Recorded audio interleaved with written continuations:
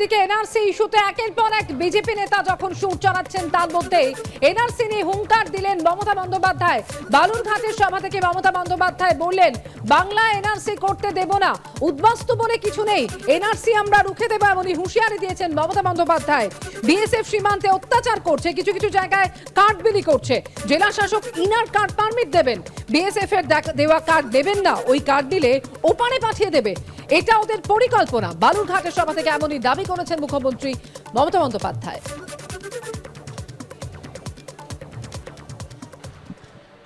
উদ্বাস্তু কলোনি আছে যত, সবাই পাট্টা পাবেন বিনা পয়সায়।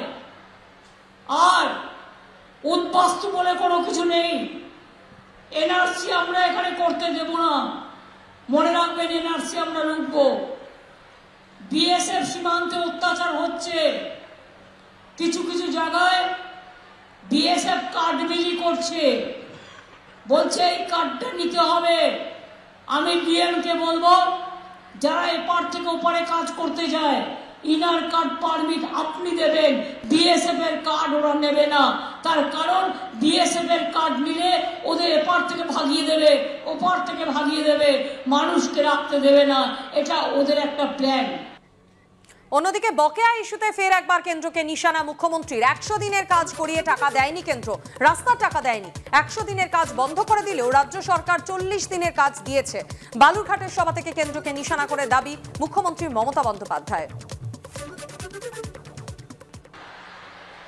100 দিনের টাকা কাজ করিয়ে টাকা দেয়নি কেন্দ্র, মানে দিল্লি। গ্রামীণ রাস্তার টাকা দেয়নি, তাও আমি 25,000 গ্রামীণ রাস্তা রাজ্য সরকারের টাকা দিয়ে করে দিচ্ছি।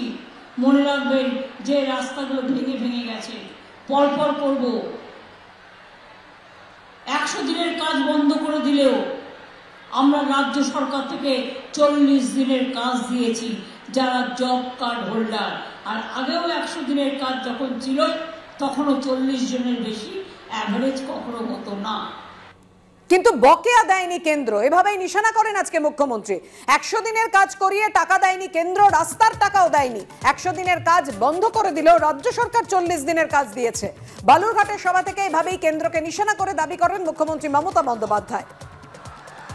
আর এই নিয়ে রাজ্য সভাপতি সুকান্ত মজুমদার, বিজেপি রাজ্য সভাপতি সুকান্ত মজুমদার, তিনি বলেন চোরেদের বিরুদ্ধে আগে ব্যবস্থা নিন। কি বলেছেন সুকান্ত মজুমদার, দেখুন। 100 দিনের টাকা যারা কাজ করেছে তারা পাক, সেটা আমরাও চাই, কিন্তু যারা টাকাটা চুরি করেছে তাদের বিরুদ্ধে তো ব্যবস্থা নিতে হবে, বা তাদের পকেট থেকে টাকাটা ফেরত দিতে হবে। সরকারের টাকা তো, আমি যদি কোনো সরকারের টাকা নিয়ে নিই আর সরকার বলছে আমরা টাকা মিটিয়ে দিচ্ছি অন্য একটা ফান্ড থেকে, তো আপনি জনগণের টাকা একবার চুরি হলো, আবার সেই চুরিটাকে আপনি মেটাচ্ছেন জনগণেরই ট্যাক্সের, তারপরে চোরকে আপনি উৎসাহিত করছেন ভাতা দিয়ে, এক কথায়।